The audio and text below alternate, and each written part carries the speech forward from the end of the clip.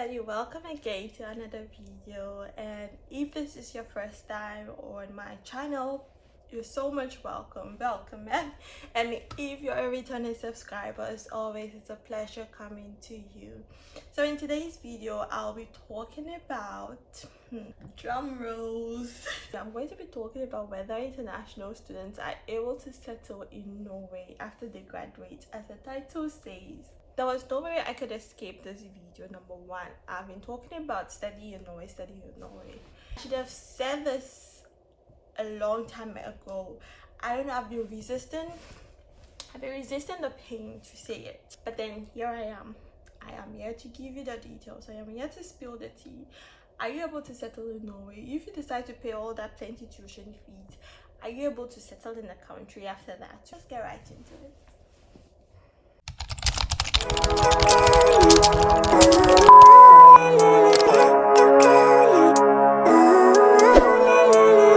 Living life, every day, late at night, not okay, all I want, and I pray. Are you ready? Okay. So as some of you might have seen on TikTok, I am no longer in the country. I am out. Well, I had options to stay, but then that's a whole different story time on its own. But let's go into details. Are you able to settle? Let's say my case is different. My case might be different from other people's case. So in general, are you able to settle in the country after you spent a lot of money to come and study there?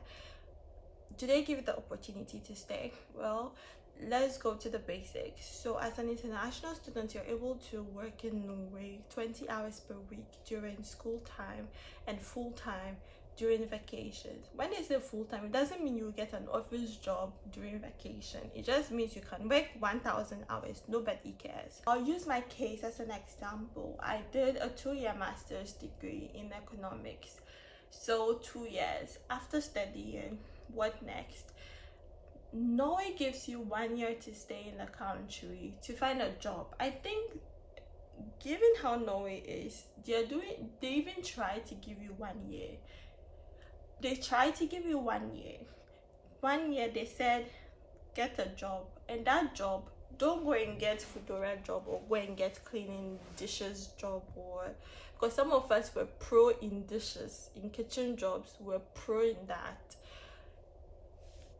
They know that during school time, that's the job we'll be working, and most of the places we work in would want to retain us after school. And I salute them for that, because imagine going to study 2 years as an economics student, like go through all that crazy algebra and calculuses and everything, and then after that 2 years of wasting all this time, you end up doing dishes as your full-time job. They are telling you, God forbid, button. They are helping you get a job that's related to your field of study. They are not so keen on get a job related to your field of study. They mean that get a job that will pay you based on the level you are now. So if you finish undergrad, there's a certain salary you're supposed to be getting. That's the salary a Norwegian will be getting if they finish undergrad. That's undergraduate degree or bachelor's. Then if you finish masters, your pay bracket is supposed to increase. I don't know if I've said it in one of my videos, but then the more you go to school, the higher your pay is, or the more experience you gather, the higher your pay is. So because of that wage disparity, they do not want a case that a master's student will come and be in the country and be doing hand-to-mouth job. No. They want you to have a job in your field and get the pay that is due you. I think it's a good thing. But now this is where the interesting thing comes. I don't know whether when they were writing this law, or whether when they were writing this thing, they were telling the companies, you see those people that have given them 1 year to find a job, don't give any of them job. Give any of them job. Don't give any of them job. You see these people, don't send our names to I'm not saying this is what happens, but I feel this is what is happening. Or this is what has happened, because they will send our names to those companies. If you see any name ending with this, do not give them any job. I don't know what enters their heart. You will apply. No one will call you. And my friends were lucky because they get dressed, go to a big company, go and sit for interview. Me, no, but they will not even send you, we are sorry to, unfortunately, or how did they, desvara. That's what they've been writing, because most of the jobs will apply in Norwegian. Desvara, that's unfortunately, you're so it says, as soon as she sees the deserve, she just knows it is over. They will not even send me the desvara, then I'll know, say, they didn't give me this thing. I'll not even get a response that you know say your case is bad. So it means yours has been removed by the robot or whatever is selecting it. So I made up my mind, I'm not even going to waste my time in this rubbish job market situation. I will not do that to myself. I have rated myself so high to bring myself to that level of getting rejection emails for what? No. I don't know, I just stopped applying for jobs. I'm not going to do this. But once in a while, if I see those LinkedIn jobs that they say easy apply, like you just submit your CV, then I'll do that. But I'll not sit down and waste my time and come and start writing personalized CV for every job. You can do it if you have the heart. People have done it and they got jobs, but me, I will not. So my case is not going to be a perfect example for you. Let's go to perfect example cases. So if you're done with school, that 1 year they give you the opportunity to find a job in your field of study. Say you studied economics. I'm going to use economics as an example. Get a job in, say, maybe analytics, data analytics, or get a job in, say, any office job. So you should be earning like 400 kronas per hour or 350 kronas per hour, more or less. Nothing less. You can't be earning 200 kronas per hour and expect that to be a full-time job. No, they do not want that. And you can't even have two jobs, you have to have one. So it's just like sponsorship, just that I don't know, what is it called, the work people do not understand that the sponsorship doesn't mean anything serious. It just means pay me the normal salary you have to pay me, and I'll go and apply for a work permit. That's it. They do not have to pay anything extra. They do not have to do anything else. It is just to say they will be paying me the same amount you're going to be paying a Norwegian person or a person with permanent residence or anything.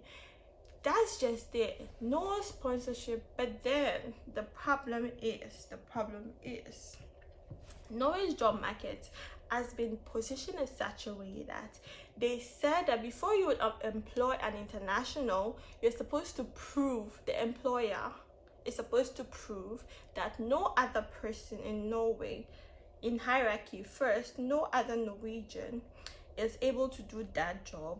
They're supposed to prove, 1, no other Norwegian is able to do that job. 2, no other person who is an international that has a status as a Norwegian citizen is able to do that job. 3, no other person who has a permanent residence. No, before permanent residence, no other person from EU or EEA is able to do that job. 4, no other person with permanent residence is able to do that job. Before 5, no other person with alien or whatever is able to do that. Before they will come down to your case as an international person is able to do that job. So meaning that your skill is like better than all those people that I have mentioned, meaning they have searched all these people and none of them can do the job. It's only you that can do the job. I looked at it and I was like, It's just a way of saying we don't want you, we are sorry, but then we can't tell you we don't want you, but we have to say it in a very nice way that we don't want you.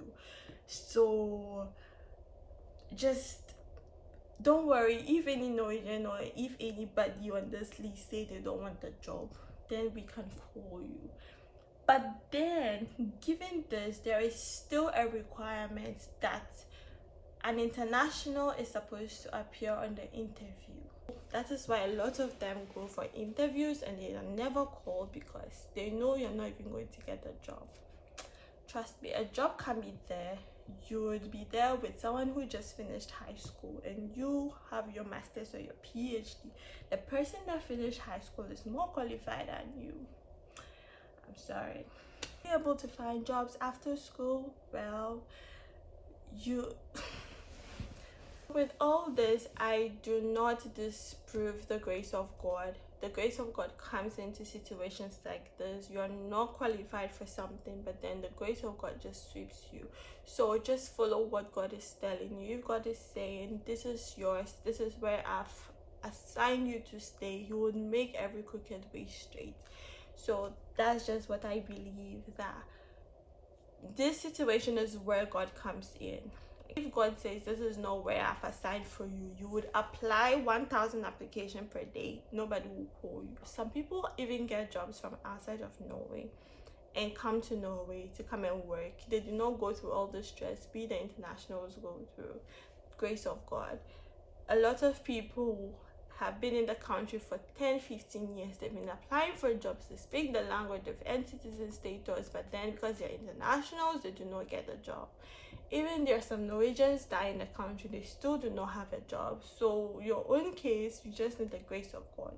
A very common way most people are able to settle is, one, by getting a PhD in Norway. So you can get a PhD program. PhD program does not go through all this ridiculous sponsoring, but then they still have to prove that there is no Norwegian that wants to apply. If you are applying for a PhD and there are 5 Norwegian applicants, I'm sorry, you are likely not going to get the position because they want more people. I was in the research committee in my university and they were asking me how can they get more people to do the PhD program. They didn't mean how can they get more internationals to do the PhD program. How can they get more Norwegians to do a PhD? So as soon as they just show interest that they want to do, they get the PhD. They do not have to go through all this plenty writing essays. Some write essays, some do not write essays. Like, it's just very easy for them to get. So in our case, as an international, you would have to apply to different universities, and then if that year you're fortunate that no other citizen or other person from EU applies, then you would get it. So for my friends that are working in Norway, they got their jobs by networking. That's like the best way to get a job in Norway. It's not about sending 100 applications per day, because the country deals on trust. And people, they know, if I do not know you, I cannot trust you. If I can't trust you, I do not know you. So that's why they use the language barrier.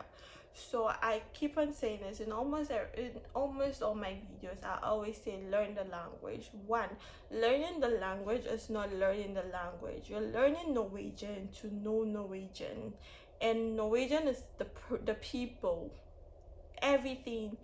You're not just learning Norwegian to speak it. As soon as you start learning Norwegian, your whole being, your whole self starts to change. You start to behave in a certain kind of way, because you're now taking in what it is to be a Norwegian. You start behaving in a certain kind of way, like a Norwegian. It's not a bad thing, but then it's just a way of integrating. So that's why, number one, they put the stamp must know Norwegian up to B2 level, because they know that you understand where they are coming from and you can easily relate. A lot of people I've spoken to that are working in big companies or big institutions in the country say their workplace, they just speak English. They do not speak Norwegian. So with the whole rigorous process of no Norwegian, you will enter the company, Norwegians are speaking English. They do not even know you will speak Norwegian in the company. It's just a stamp that they paste outside and say, if you don't know Norwegian, you can't come in. Because when you get in, even though they're speaking English as a Norwegian. You understand them better when you understand the other side of things. I don't know how to say it, but it's just something I noticed when I learned the language, and I started to understand my friends, my Norwegian friends. You just understand who they are, where they are coming from with the English they are speaking to you, and you'll be able to relate to them. And sometimes our English is not even the English they speak, because they translate it in Norwegian in a certain type of way. When it's translated in English, it means a certain thing or a different thing. So you really need to understand where you're coming from, and understanding them is understanding Norwegian, and that is by learning the language. So you just need the language as a ticket to get inside the company. As soon as you get inside the company, you do not even need to speak Norwegian. So that's the main thing: learn Norwegian to be able to settle in a country. Are you able to get the job as an international student? Yes. The chances of getting the job 0.0001%, and the only way you can get the job is by networking. And how can you network? When you attend events, then you speak to people. Just be outspoken. Don't be shy. It's a country for shy people, but it's not a country you can be shy if you want to survive. If you're shy in a country or you're easily embarrassed, sorry for you.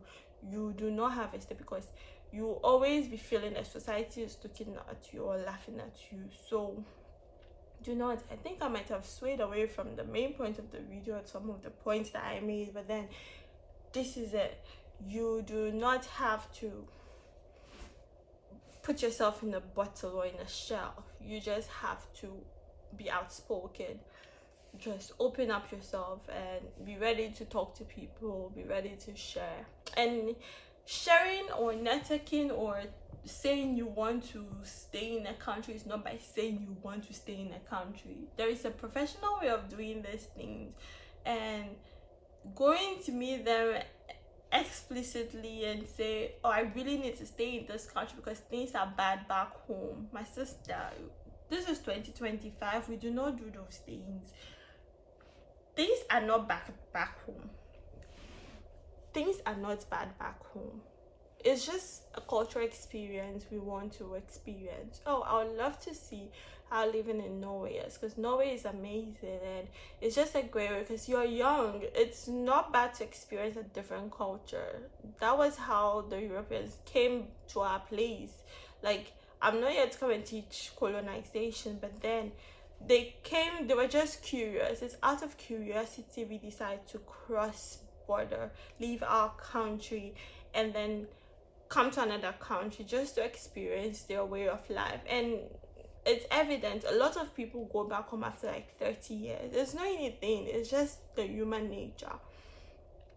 If you think otherwise, say because things will be better when you cross, things are not going to be any better. When you have that mindset, you come in and you just get frustrated. Things will still not be better. Just take the experience part as the main deal for you traveling or crossing into another country. You're experiencing a new work environment, you're experiencing a new culture, you're experiencing a new way of life. And by the time you're ready to go back home 30-40 years, so you see the big businesses that people come and start up in Ghana, like after staying in Germany for like 30 years, they retire and come back to Ghana and come and live big and have a company and then have a school. And then their schools are the international schools. You see they are doing it in a very foreign way of doing things. That's just it. That's how life is. You're not coming into the country because you want to come and pack all their money. You're working, yes, you are given into the country too, just as the country is given to you. It is an exchange. They are not giving you handouts, because you would have to work for every single thing. You're not a citizen yet, so every single thing you're working for it. Things are bad back home, but then things will also be bad where you're going to. So just have that mindset that just retune your mind or recondition your mind from the fact that you're moving to another country because you're looking for greener pastures. Now it doesn't work like that. So remove that mindset.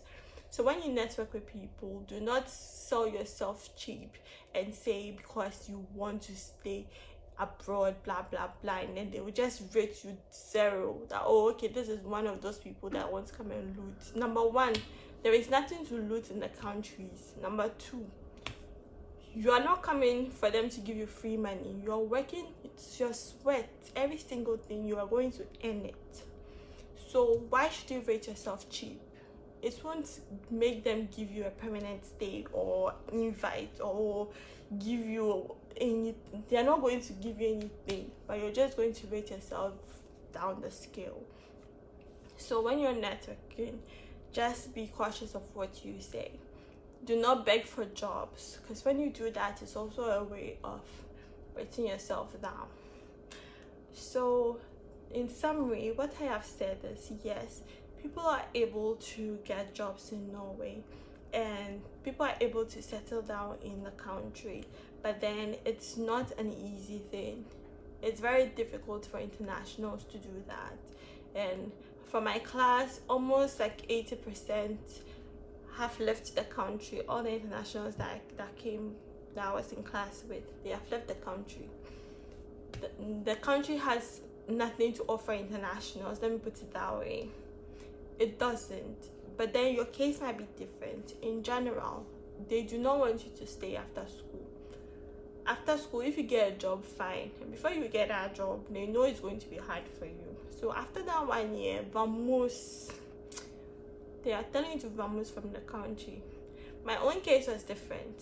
They didn't ask me to vamos from the country. I willingly left. This is my experience and the experience of my friends. This video is getting too long. Thank you so much. If you have watched this video to the end, please give this video a thumbs up and do not forget to subscribe. Please subscribe, support your girl. This one I'll beg you to subscribe because I heard it is a thing to do. I'll beg you to subscribe, because when you subscribe, other people get to see my channel, and when you like this video, they get to see this channel. As always, see you in the next video. Bye bye.